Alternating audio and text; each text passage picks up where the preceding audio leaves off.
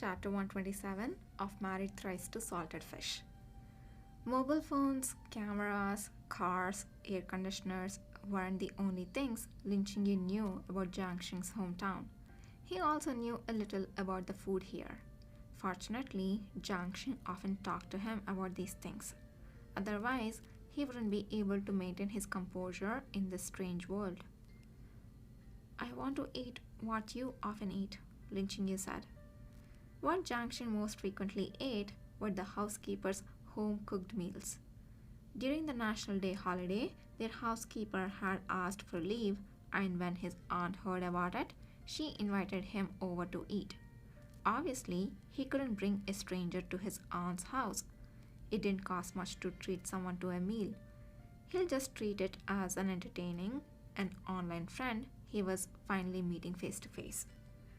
Jiangxing saw a shopping mall near the exhibition hall and suggested, "Shall we go to the shopping mall?" Lin Chingyu said, "Shopping mall? Do they sell your clothes there? I want to change."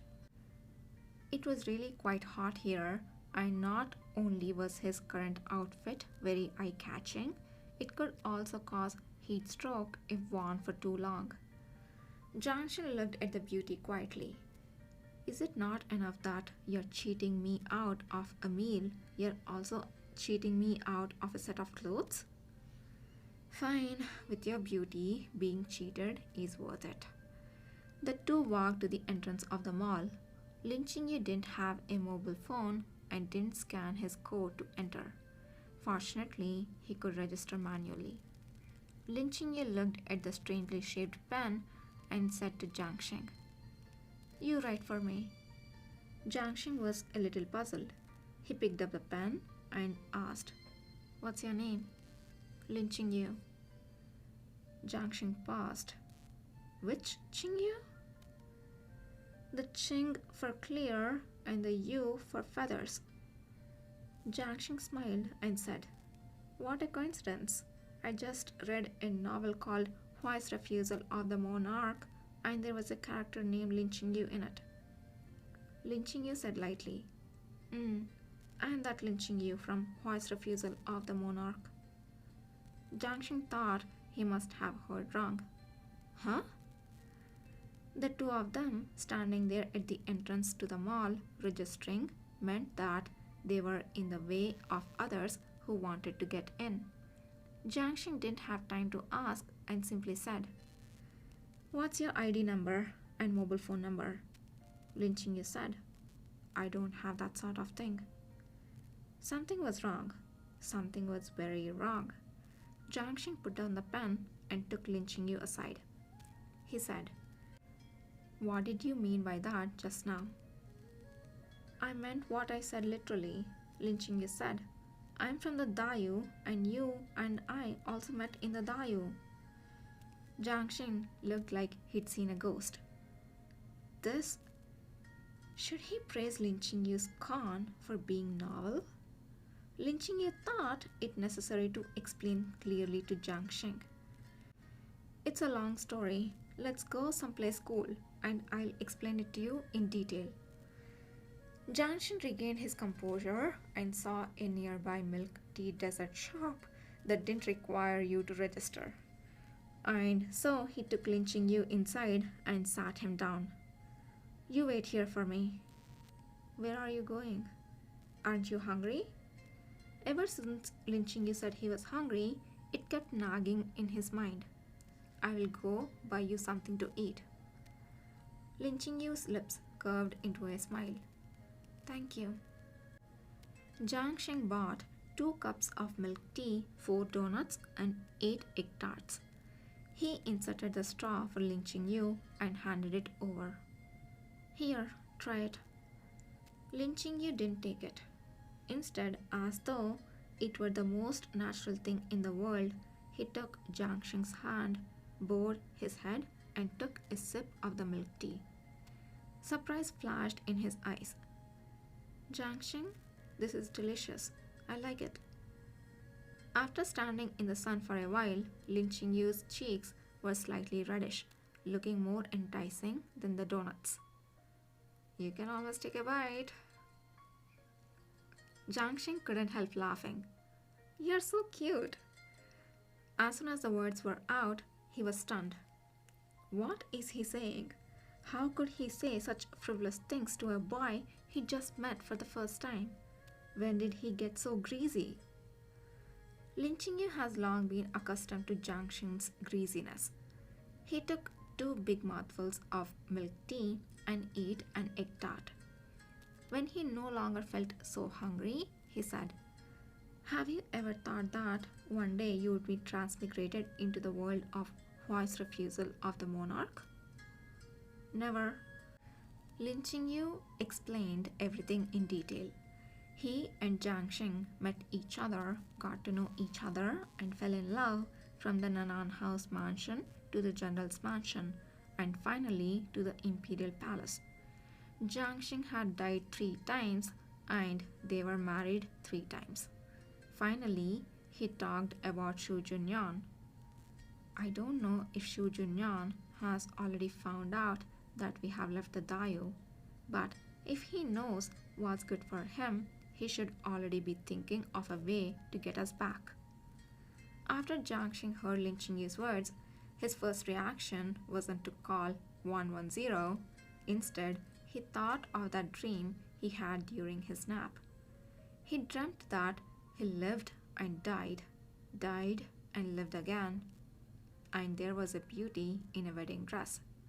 These were basically consistent with what Lin Qingyu had said. He seriously suspected that he was going out of his mind. He actually felt that what Lin Qingyu said wasn't completely made up. Lin Qingyu saw that Jiang Xing still didn't believe him yet, so he raised his hand, pointed at Jiang Xing's Adam apple and said, You have a mole here. Jiang Xing instinctively looked down. His headphones were still hanging around his neck, blocking his Adam's apple, so Lin Qingyu shouldn't have been able to see it. Lin Qingyu continued, Your birthday is on the 5th of October. Your mother was a very strong person and was very strict with you. She forced you to learn ancient Chinese calligraphy and required you to be proficient in everything. You didn't disappoint her, and though tired of studying, you still managed to secure first place. You're very good at attaching protective screens and you can play Shichen. For you, it should be called an erhu. Jiang Xing ate a donut to calm his shock. Did you investigate me? You have a secret that no one knows. When you were in 2nd grade of elementary school, you once broke your mother's perfume bottle and then blamed it on your little dog. The dog's name was Xiaomi. Who told you all this? Jiang Xing asked incredulously. My cousin? No, even Peiji Shi didn't know that he framed Xiaomi. You told me yourself, Lin Qingyu said. You're the only one who knows about this, aren't you? Jiang Xing's entire being was torn. Who is he? Where is he? Is this world real or not?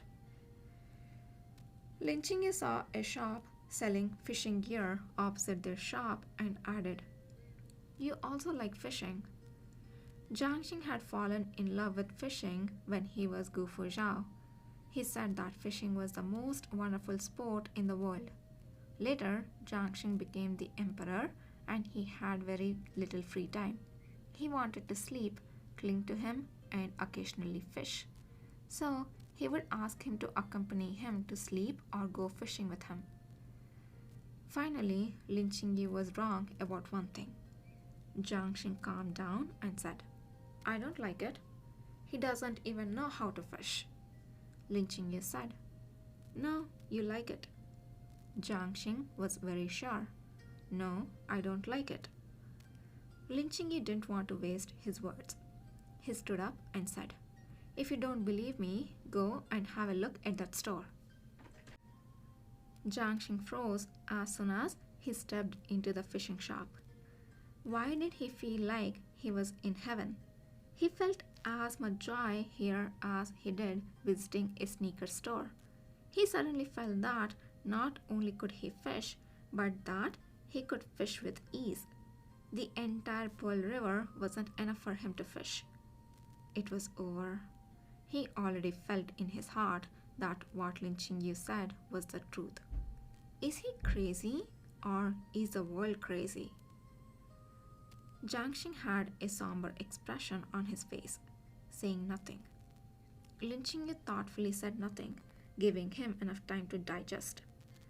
When the two returned to the street, blown by the sweltering wind, Lin Yu finally understood why Jiang Sheng always said that air conditioners saved people's lives. Before Lin Yu could speak, he heard Jiang Sheng whisper, "Clothes." "What?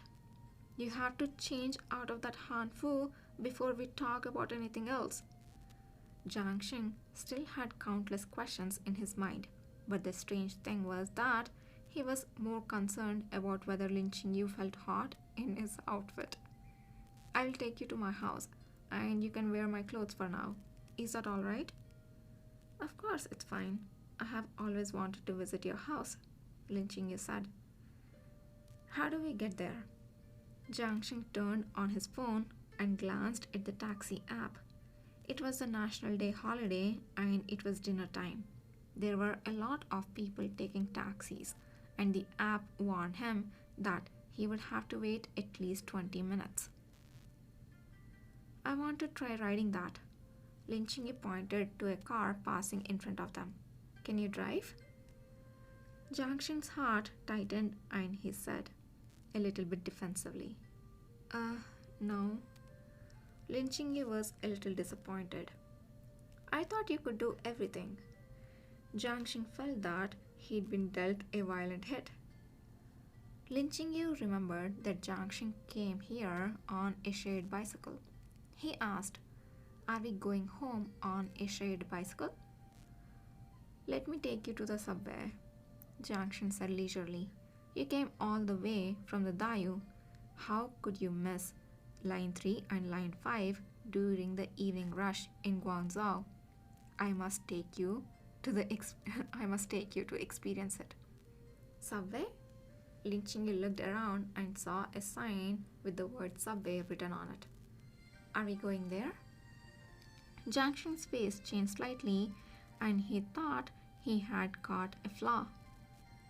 "Wait a minute. If you are really from ancient times, how can you read simplified characters? You also know about shared bicycles." "You taught me." "Okay, my apologies." Lin Yu walked towards the subway station, but was stopped by Jiang Sheng. "I was just kidding with you," Jiang Sheng said with a smile. "You can't squeeze into the subway with your clothes like that." Jiang Sheng called their family driver. "Uncle Chen, it's me. Are you free now? Can you come and pick me up?" "No, not the one near the school. It's the holidays. I'm not staying there anymore.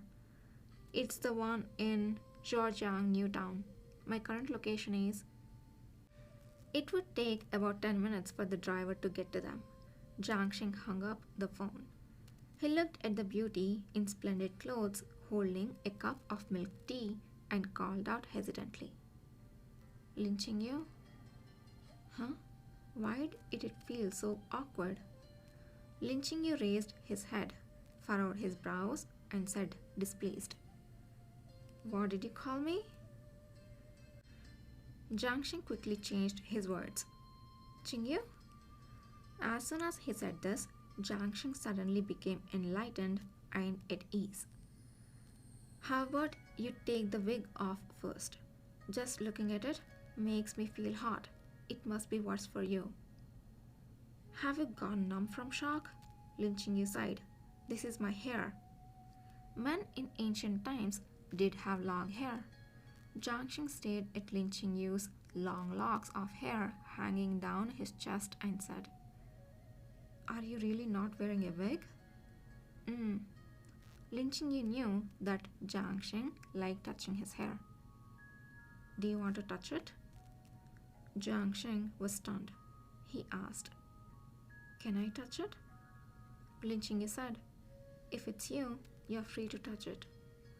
Jiang Sheng had touched every part of his body, inside and out.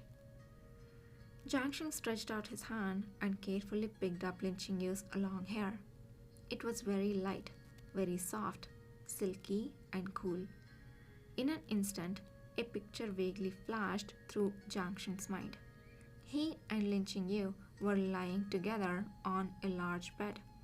Lin Qingyu was lying on his back and he was lying on his side, carelessly playing with Lin Qingyu's long silky hair.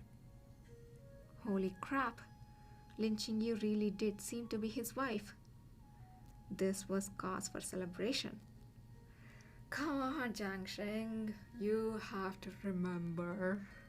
But I also kind of like this, if he just remembers, they will just be in their old quarrelsome state, and it won't be that different. But I like Jiang Sheng being a little bit at a loss and not knowing what's happening and be just falling for the beauty over and over again. And Lin Qingyu also kind of experiencing the modern world. I think it will be very nice. I can take this for at least a couple of more chapters.